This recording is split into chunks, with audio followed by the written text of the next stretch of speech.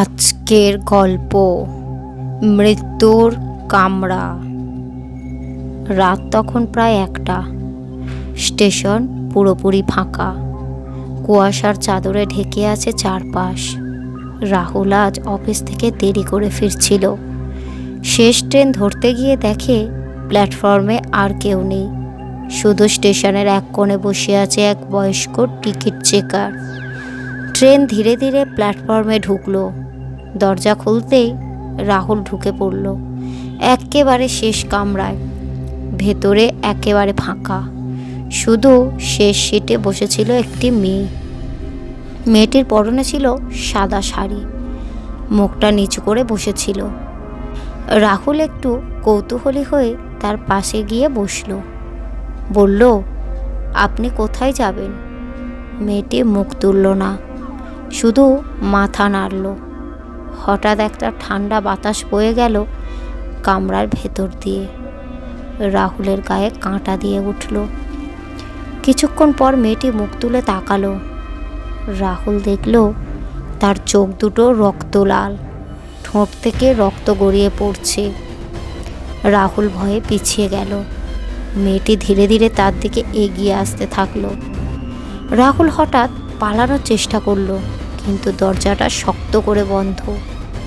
Train তখন দ্রুত গতিতে চলতে শুরু করলো।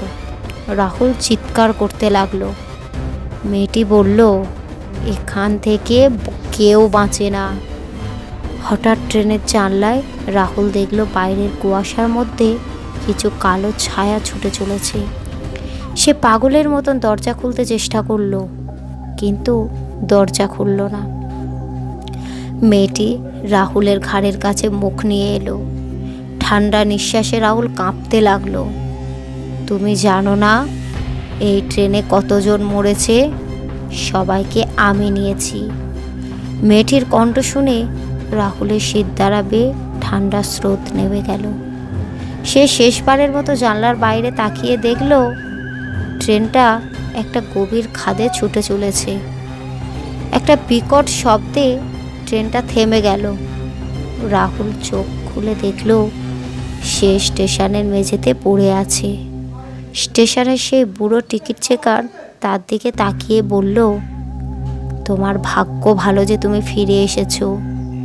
এই ট্রেনটা 10 বছর আগে দুর্ঘটনায় পড়ে ধ্বংস হয়ে গেছিল। সেই ট্রেনে সব যাত্রী মারা গিয়েছিল।